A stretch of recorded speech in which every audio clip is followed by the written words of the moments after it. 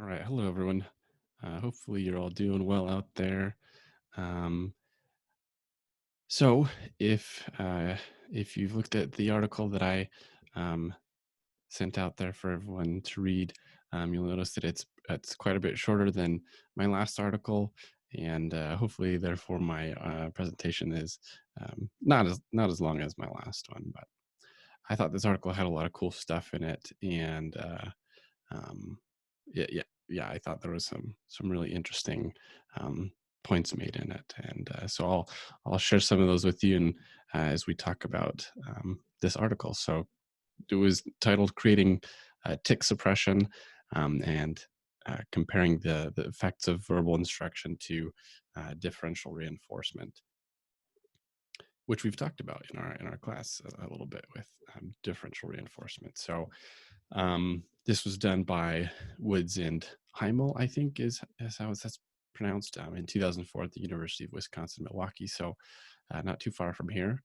Um, and their main purpose of the study was to compare verbal instruction and then verbal instruction plus this differential reinforcement of zero behavior um, in terms of tick suppression. So they were trying to get um, in this case, they had some children that they were trying to reduce the number of ticks that they were engaging in. And so, uh, long story short, they all are able to do that with this DRO that they employ, but they also come to some other interesting conclusions about DRO. And we'll talk about those more near the end. Um, so, like I mentioned, what they were looking at primarily was the reduction of some ticks. And so the participants that they had within this study were four children. All of them had Tourette's syndrome. And so there are three boys, one girl, all ages ranging from 9 to 11. Um, the only real information that we had about why they were included was that they had been diagnosed with Tourette's and had these physical tics. Um, kind of potentially part of the nature of the brevity of um, the article is that there is some information that we don't get, but I think uh, there's a lot of very important stuff that they do include. So, like I mentioned, these children had some physical tics. These included things like eye rolling, blinking, arm and hand shaking, mouth raising and stretching, and there were some other ones as well. In fact, they mentioned that there were even more reported by parents that they didn't even see during the actual session. So each of the physical tics that they were targeting was unique to each child, and they mention more in the procedures about how those were identified and targeted. Now, each of them did have other diagnoses such as ADHD, positional defiant disorder, and bipolar disorder, and those are also mentioned um, within the article. The actual sessions that occurred, we'll talk about just in a minute here, but where the sessions were taking place was in a 3 meter by 3 meter room that had a one-way viewing mirror. I would assume kind of similar to what we saw within some of the behavioral observations that we've done in the class. And um, the actual sessions were videotaped, and the scoring of those sessions happened after the sessions were recorded, because there was some other stuff going on behind the scenes that I'll talk about as well. Um, so like I mentioned, the sessions were scored. One of them actually used a frequency count. I believe this was for the little girl, and this was the purpose they used a frequency count with her is because her tics were happening at a much less frequent rate, and so a frequency count was used because it was more sensitive to the occurrence of those tics, as opposed to the partial interval scale that was used with the three other boys, and those were 10-second partial interval scales that they used. The inter observer agreement, The way they did was actually, as the sessions were occurring, they only mentioned that um, one of the sessions for each of the children was co-observed, so they had two observers, and then they got the agreement that way. But they have an overall agreement of 87.8%, and then that did range between 80 and 100%.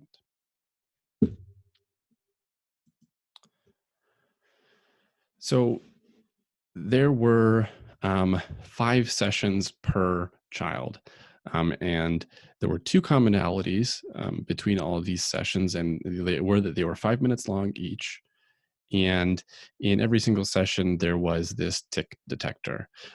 What this it was a token dispenser that was in actuality controlled by a researcher in the other room behind the one-way glass.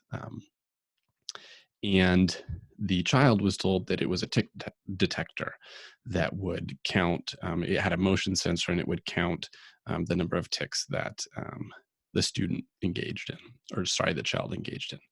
Um, so that's all that the child knew about this tick detector. Like I said, these were the same across all the 5 sessions. Each of them started with a baseline session in which they were told that the tick detector was only going to count the number of ticks that they engaged in. And so they were told then that they could essentially, um, really no instructions were given to them other than you can engage in as many ticks as come up, essentially. And um, on the other side, so on the other side of the glass, there was the researcher who was controlling the tick detector. But during the baseline, all they did was count the number of ticks that occurred, and then they operationally defined ticks that were occurring more than 5 times during that session. So they operationally defined all the ticks in order to um, have a good way of scoring after the session, after they had done the actual video recording, in order to um, do all the counts and get really gather the data. So after that had occurred, um, they would go into the verbal instruction um, session. And at this point, they had the list of all the ticks, how they were defined, and the researcher that was with the child would give them the list verbally, the ticks that they needed to watch out for, essentially. And then they were told to do whatever you need to do to keep your ticks from happening during the next 5 minutes. And that was the extent of the instructions they were given. So it would start the session, and the 5 minutes would expire, and then essentially the observer would count the ticks, et cetera, based on that frequency or partial interval scale that they were using. After that, they would move on into the DRO enhanced instruction. So this was differential reinforcement of other behavior, essentially. And in this case, the other behavior was zero occurrence of the ticks. So they were again given the verbal list of ticks. They were told the instructions, but they were also told that for every 10 seconds that the tick did not happen, that they didn't engage in one of those ticks from the list, they would receive a token, and that token would then be equal to a couple of cents for each token, which was, again, exact wording. They said a few cents for each token. Ultimately, all of them did receive $2 for participation. They mentioned, I believe, that none of them had enough tokens to reach even that, but I think they were a bit unclear about how much they were actually worth. Ultimately, the observer would count, have a timer and time, obviously, those partial intervals. And when they did not engage in one of those ticks for 10 seconds, a token would come out of the tick detector or the token dispenser. So they could see when that was occurring. Now, after this, they did return to a verbal instruction session. Um, they did that again, same procedure. And then they finally moved back into the fifth session, again into the DRO enhanced instruction. Again, same procedure. And we'll look at the actual graphs that they have that show the data for these. But before that, we'll talk about just kind of some of the general observations from the results. They note that for the verbal instruction, there was a 10.3% reduction in the engagement in tick behaviors compared to the baseline. For the verbal instruction phases, that was both of them, both those sessions kind of averaged out. And then for the DRO enhanced instruction, there was a 76.3% reduction compared to the baseline. So there's kind of two conclusions here. One was that the DRO enhanced instruction was significantly better than the verbal instruction by itself, but also this DRO was very effective as a reduction procedure for those tick behaviors. Another thing that they note that's really interesting is that the DRO and essentially these reinforcement-based behavior modification strategies were kind of potentially giving some insight into the theory and I guess giving some insight into the symptomology of the Tourette's syndrome, because I believe it continues to be primarily neurologically based or biologically based, and so the fact that this reinforcement-based behavior strategy was able to reduce them potentially gave some insights into the um, the reality that maybe some of these behaviors were based on operant contingencies. So they mentioned environment and just the possibility that the child had not had the opportunity to learn how to suppress those tics otherwise. But they do mention specifically that this has to do with tick suppression and not the tick genesis. The tick genesis, they say, is um, at least highly likely due to genetic and biological factors, while the actual tick suppression could potentially be influenced by environment and learning and operant contingencies. So some pretty interesting information here that that this study was able to provide. So we'll look at the two graphs here. We can see here that Mary has her own graph because she was on this frequency count as opposed to the boys that were on the percentage of intervals. So this was the partial interval scale. And they look fairly similar on these two graphs. We can see that the DRO sessions were significantly more effective than the other sessions, these verbal instruction sessions. So, it's just kind of using visual analysis, we can see that those were a lot more effective. But I find it kind of interesting that we do see kind of a general downward trend that we don't get a whole lot of explanation about.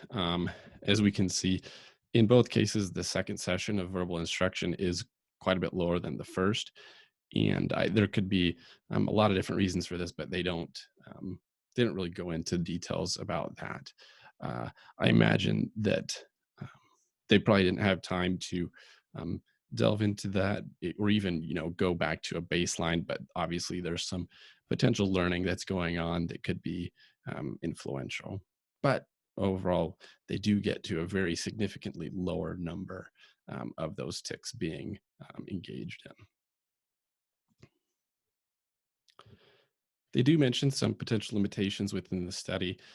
One is in reference to some other research that they ultimately uh, discredit as being that there's still not enough experimental evidence in that after this type of after this type of they called it um, like external reinforcement of these behaviors, there's typically this temporary increase in tick frequency. So essentially what they're getting at is that these children, after having gone through this DRO, would experience this increase in tick frequency. They even mentioned it being exponential, a temporary increase exponentially of this tick frequency. Um, they kind of discredit it. However, they don't give us any data on like a post or like a follow up type uh, count of that frequency of the tick behavior. So we don't really know. But they did say that there wasn't necessarily enough evidence to prove that those increases did occur. Another limitation they mentioned is that the study itself was brief. In total, the each of the children were only in session for 25 minutes. So we had the 5 sessions, 5 minutes apiece, and on top of that, they were only in the DRO for 10 minutes total. So kind of a short amount of time to be in intervention per se. But then we don't have necessarily those follow-ups to see if those effects wore off or if they were able to maintain that reduction in that tick engagement. They also mentioned that because it was short and because they had kind of some very specific conditions, it wouldn't be very easy to generalize the results um, into other areas, for example.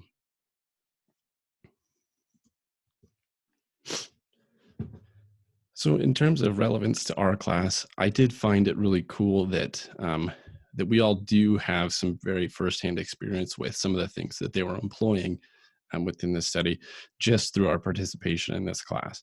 Um, Primarily, the behavioral observations, the way they set it up is, I think, pretty similar to the behavioral observations that we've done. So, I mean, just with the use of frequency counts and the partial interval scales, as well as the fact that they were behind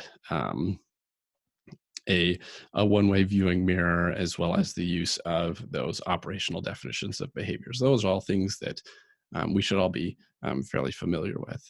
The other thing that they use that we had to do as well is the inter-observer agreement and calculating that, et cetera. So I thought that was very relatable within this study. One of, I think, the coolest and maybe biggest takeaways from this study is kind of the power of DRO, um, or just the power of kind of these reinforcement-based behavior modification strategies in general. We can see, and I'll go back a couple slides, that you know this we've got over 80 percent of the intervals had tick behaviors without any intervention, and then we get that down almost to 5%, and that's just with the use of reinforcement essentially. um, Now obviously we have to use some um, at times potentially complicated um, measures to get there, but we can see how powerful it was in actually changing the behavior, and then especially a behavior that was considered to be primarily a neurological or biological. So kind of reiterating the point of it just kind of demonstrates how powerful reinforcement-based strategies are, and that can be applied in, I think, a variety of different um, areas and fields. But I know in particular, we could potentially apply a lot of this stuff to other types of mental health, or mental health illnesses or disabilities and disorders, however we want to name them. But I know in particular, things like ADHD and these other disorders that we typically are viewed as very biological in nature. Potentially we could have a lot of influence over through the use of these reinforcement-based strategies, and these other types of strategies that we're learning in this ABA class. So I thought that was a really very cool note, especially coming from an area that I personally am not very familiar with in the world of Tourette syndrome.